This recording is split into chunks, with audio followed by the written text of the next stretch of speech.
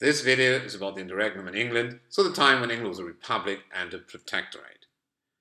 This period started with the execution of Charles I on the 30th of January 1649, and it ended when Charles II, his son, returned to London in May 1660.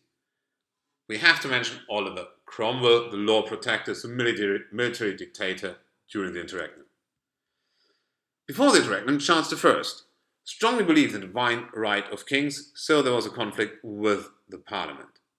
Society was divided on a religious level into Anglicans, Presbyterians, Catholics, and Puritans. On a political level, we had three groups: the Royalists, the moderates who wanted a constitutional monarchy, and extreme parliamentarians who were only happy with a republic. The parliamentarians won the First and Second English War, and the strongest group within them were the Puritans gathered around Cromwell. Now, as mentioned, civil war, the parliamentarians won, and then they staged a coup d'etat. They simply removed all royalist and moderate members from parliament. Charles I was executed on the 30th of January, and the Rump Parliament established the Republic, abolished the monarchy. This process was finished by the 19th of May 1649. The Parliament passed the Act declaring England to be a Commonwealth, so to be a republic. Now, Cromwell and the New Model Army had to suppress a few royal uprisings in Ireland and Scotland.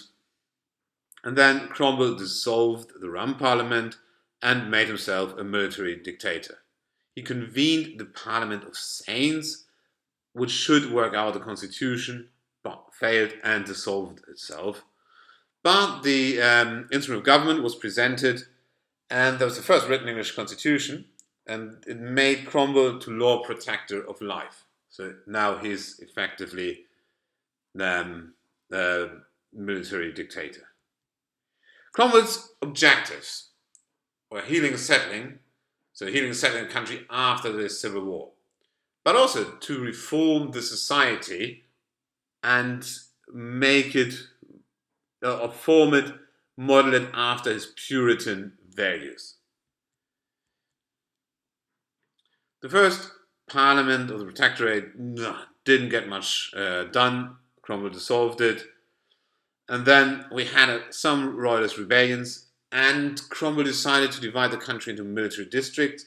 Every district had a major general ruling it. Now we have the rules of major generals. They were pressuring Cromwell to reconvene Parliament, and ironically, the Parliament rejected tax laws, and that brought an end to the rule of the major generals.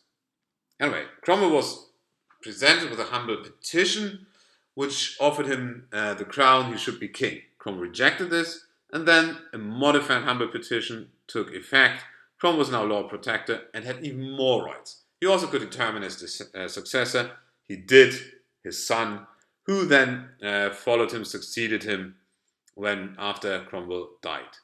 Now, Richard Cromwell was not too powerful, not as strong as his father, and he had to reconvene Parliament because he had financial problems. And it came to ongoing problems between New Model Army, Parliament, and Cromwell. Cromwell was forced to resign. And then it was a very, very unstable situation between the New Model Army and the Parliament. General Monk, then placed in Scotland, came down to restore order, and he also contacted Charles and restored the powers of the Parliament. Charles issued the Declaration of Breda, and the Parliament then could ask him back to England, and now we have a different wording. It was then His Majesty's return to his Parliament. The Restoration started with the return of Charles II, 1660. So normal work again done by King and Parliament. The Church of England was re-established and was the leading denomination in the realm. Overnight, actually, the austere, some would say, fun-free lifestyle ended, and we have the English or British openness again. The English Civil War and the Interregnum were a very important period on the way to constitutional monarchy to more democracy, So you have to keep this in mind when you evaluate this period. And Interregnum and Oliver Cromwell both are evaluated very controversially.